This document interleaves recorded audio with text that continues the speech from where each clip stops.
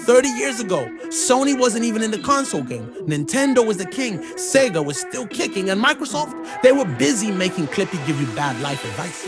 But then, the betrayal happened. The what if became a hell yeah, and Sony went from an electronics company to the biggest name in gaming. Buckle up, because this is how PlayStation went from betrayal to domination. Our story starts in the early 90s when Sony and Nintendo were supposed to be BFFs, working on a fancy new console together.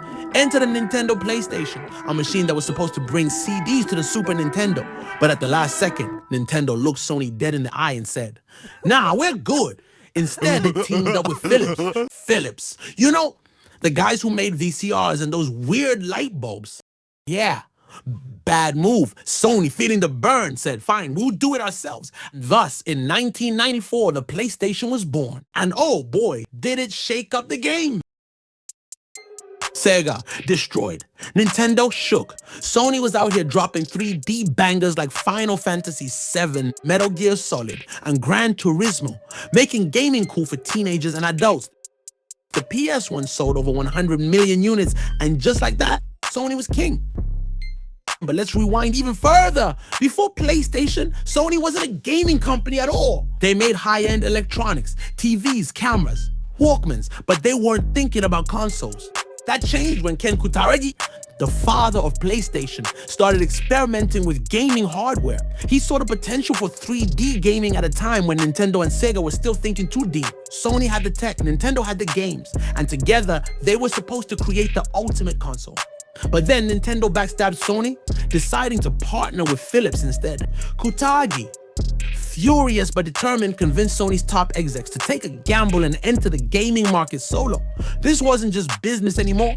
This was personal.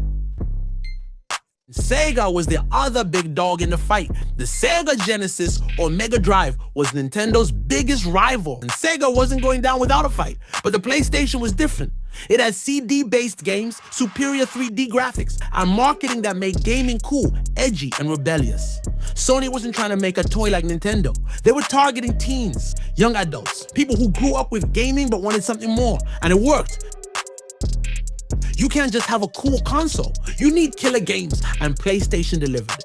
Final Fantasy VII, the game that sold consoles, huge 3D world, deep story, cinematic cutscenes, and Metal Gear Solid. Hideo Kojima changed gaming forever with cinematic storytelling.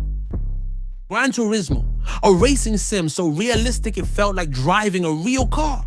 Tekken, one of the best fighting games of its era. With these heavy hitters, Sony proved they weren't just here to compete, they were here to dominate. Unlike Nintendo, which was infamous for being restrictive with developers, Sony welcomed third-party studios with open arms. That meant more variety, more innovation, and more games coming to PlayStation instead of its competitors. Developers loved working with Sony because the PlayStation was easier to develop for compared to the complicated hardware of the Sega Saturn. And with CD-based games, there was more storage, allowing for bigger worlds, better music, and full motion video. This gave the PlayStation an edge that Nintendo and Sega couldn't match. By the late 90s, PlayStation wasn't just a console, it was a cultural movement. It had games for everyone, from RPG lovers, Final Fantasy VII, to horror fans, Resident Evil, to action junkies, Tomb Raider. Sony was now the king of gaming, and the PlayStation success set the stage for what was coming next. The PlayStation 2, the most successful console of all time. And just like that, Sony had won its first war. Nintendo and Sega had underestimated them. And by the time they realized it, it was too late. The PlayStation was here to stay. Next up, how Sony took their early success and built the biggest gaming empire the world has ever seen. If you thought PlayStation was big before, you haven't seen anything yet. Because when the PlayStation 2 hit the shelves in 2000, it didn't just dominate the competition, it obliterated it. The PlayStation 2 was a monster. It was sleek, powerful, and most importantly, backward compatible. That meant you could still play your favorite PS1 games on it, giving it an instant edge over anything else on the market. But Sony wasn't stopping there. They introduced a feature that would change home entertainment forever, the built-in DVD player. Back in 2000, DVD players were still expensive, but suddenly, for the price of a gaming console, you also got a top-tier DVD player. It was the ultimate entertainment system. Of course, none of this would have mattered if the games weren't there, but PlayStation 2 delivered some of the most legendary games of all time. Grand Theft Auto 3. The open world revolution began here. God of War. Brutality and storytelling combined in epic Greek mythology. Final Fantasy X, one of the greatest RPGs of all time with jaw-dropping visuals. In Metal Gear Solid 2. Hideo Kojima's mind-blowing sequel that redefined narrative gaming. Shadow of the Colossus. A haunting, emotional journey like no other. With games like these, the PS2 wasn't just a console. It was a gateway to gaming's golden age. How big was the PS2? Let's put it this way. It sold over 155 million units worldwide, making it the best-selling console of all time. No one has ever come close. And while Nintendo was experimenting with the GameCube and Microsoft was entering the race with the first Xbox, Sony wasn't worried because PlayStation 2 was a juggernaut that couldn't be stopped. One of the most overlooked revolutions of the PS2 era, online gaming. While the original PlayStation dabbled in modem-based online play, the PS2 pushed things further with the release of the network adapter. This was a game changer, allowing titles like SOCOM, US Navy SEALs, Final Fantasy XI, and Tony Hawk's Pro Skater 4 to bring console gamers into the online multiplayer world. Sony was setting the stage for a new era, but the infrastructure was still evolving. Unlike Xbox Live, which launched in 2002 as a more unified online service. PlayStation's online capabilities were game-dependent and lacked consistency, but even with those hiccups, the groundwork for the future of PlayStation Network was being laid. During the PS2's reign, gaming evolved at an insane pace. Every genre saw massive innovations and sequels refined gameplay to perfection. Here's how PlayStation 2 left its mark on different gaming genres: action and adventure. Devil May Cry introduced the world to stylish hack-and-slash combat. Prince of Persia, The Sands of Time reinvented platforming and time-based mechanics, while Jak and Daxter and Ratchet & Clank defined the modern 3D platformer experience.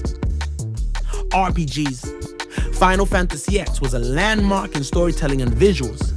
Kingdom Hearts fused Disney and Final Fantasy into a cult phenomenon.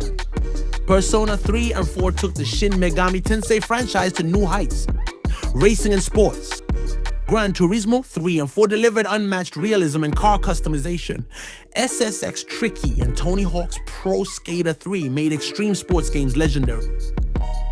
Pro Evolution Soccer challenged FIFA in the football simulation wars. Horror and stealth, Silent Hill 2 remains one of the most haunting psychological horror games ever.